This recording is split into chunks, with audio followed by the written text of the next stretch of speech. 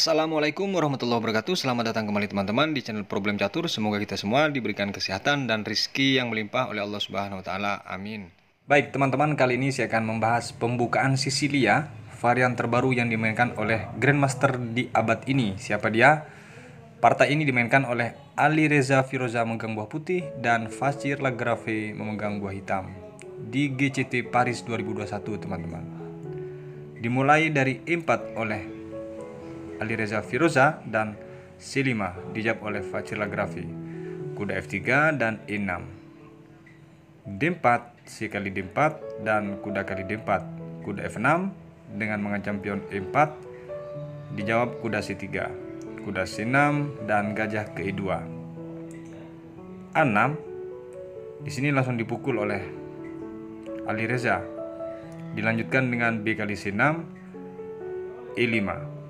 Setelah kuda ini diancam, teman-teman, kuda ke D5 dan kuda ke E4 dengan ancaman untuk mendudukkan cek di posisi D6. Menteri ke C7 di sini mengancam sekaligus menjaga kemungkinan dari kuda ini cek di D6, teman-teman. Tapi tetap dipaksa oleh Alireza. Gajah kali D6 di sini dan E kali D6. Perhatikan di posisi ini, teman-teman. Menteri menghindar karena jika dipukul oleh menteri, pion ini akan datang C4. Jelas bahwa di sini ketika kuda ini diangkat dia harus kehilangan menteri. Kalaupun di sini misalnya menteri cek ke B4, akan datang gajah ke D2. Menteri ke B6, maka di sini hilanglah kuda yang di D5. Baik, kembali ke posisi di saat E kali D6 ini, langkah partai menteri ke B6. Hitam dengan menghindar itu tujuannya menyelamatkan perwiranya, teman-teman. C4, setelah diancam kuda ini, dia melangkahkan kuda ke F6 kembali. Dan di posisi ini dari Alireza langsung rokade. C5 untuk menahan laju kemungkinan berantai daripada pion yang di D6 ini, teman-teman. Gajah ke E3 dilanjutkan dengan kuda ke E4 dengan target mau mengambil pion. Di sini detik-detik langkah seru, teman-teman. Gajah ke F3 dengan dikuncinya kuda ini tentu agar ketika dia memaksa memukul pion. Gajah ke B7. D4 di posisi ini, teman-teman, mengejutkan langkah dari hitam memukul pion yang di D6. Perhatikan, langkah ini banyak pilihan sebenarnya. Jawaban untuk putih bisa memukul menteri, hanya terjadi pertukaran, tapi juga akan unggul pion. Tapi bisa juga melangkah lain. Tapi di sini, teman-teman, pilihan yang diambil oleh Alireza yang sangat brilian itu, dan ini belum pernah dimainkan oleh dia sendiri maupun partai-partai lain yang dimainkan oleh para Grandmaster, teman-teman. Kemana langkah dia? Dia memilih dengan langkah gajah memukul kuda yang di E4. Perhatikan, dia mengabaikan menteri yang saat ini sedang menjadi peraduan. Dipukullah menteri oleh hitam. Lagi-lagi, teman-teman, dari Alireza tidak memukul menteri ini.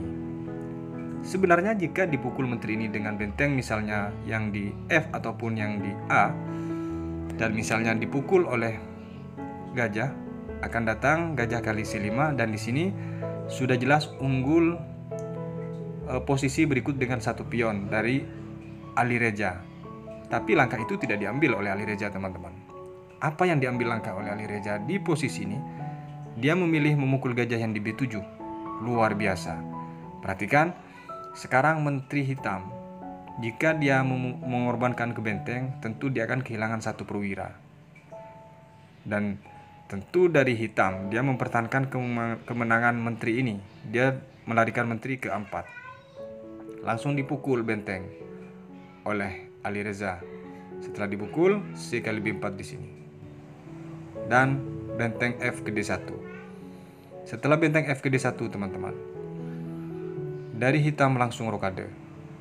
Gajah ke F3, menyelamatkan diri lagi, benteng ke C8 dengan target mau mengambil pion yang di C4.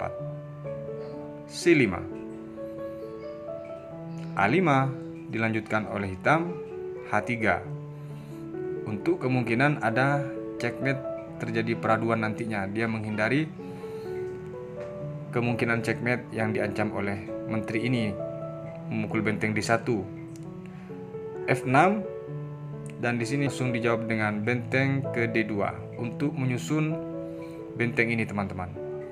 Secara kualitas nilai, walaupun posisi ini unggul menteri dari hitam, tapi masih menang putih secara nilai dari perwira ini. Benteng ke C7 dan benteng A ke D1. H6 dilanjutkan dengan gajah ke H5. Raja ke F8 dijawab dengan gajah ke F4 dengan mengancam benteng. Benteng ke A7 di sini langsung. Gajah ke B8 dengan mengancam benteng lagi di sini dan dijawab dengan benteng ke B7. Setelah diancam, di sini ditarik cek oleh Ali Reza. Raja ke G8 lagi. Dia sudah kehilangan inisiatif untuk menyerang atau mengamankan raja. Raja di sini saat sedang masih dalam proses kebingungan dari hitam nih teman-teman. Karena keluar tidak bisa dan sekaligus dia walaupun unggul menteri tidak bisa ngapa-ngapain. Gajah ke E8 dengan target pion yang di D7 ini teman-teman. B3 dipukul oleh putih. Menteri kali B3 di sini dan gajah ke E7. Setelah gajah ke E7 ini teman-teman, ini masih bisa diselamatkan pion yang di D7 sebenarnya dengan menurunkan menteri, tapi tetap dipaksa nanti oleh putih. Maka dia memilih untuk A4, lebih konsentrasi memilih promosi. Dipukullah oleh gajah pion yang di D7 dan di sini A3. C6 diancamnya benteng ini, dia dipaksa untuk bergeser. Setelah bergeser ke A7, gajah ke C5. Lagi-lagi diancam. Dan di sini balik mengancam dengan ke A5. Satu langkah dari ini teman-teman, Fachir Lagravi langsung merebahkan raja. Kemana langkah Ali Reza itu yang sangat brilian dari awal pembukaannya tadi adalah gajah kali pion yang di A3. Di posisi ini dari Fachir Lagravi langsung merebahkan raja. Baik, ada dua kemungkinan di sini teman-teman.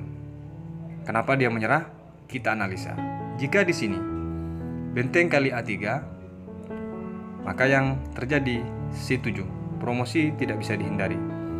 Ketika di sini ke A8 untuk menjaga promosi akan datang cek memaksa untuk dipukul. Ketika nanti dipukul oleh menteri, di sini benteng ke D8, promosi menteri tidak bisa dihindari.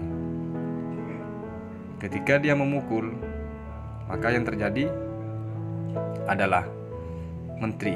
Atau misalnya di saat promosi ini teman-teman tidak dipukul, raja lari, maka dia harus kehilangan benteng sekaligus promosi tidak bisa dihindari. Kemungkinan yang kedua, di posisi ini teman-teman, menteri yang memukul gajah akan datang cek oleh gajah. Dan setelah cek, raja ke H7.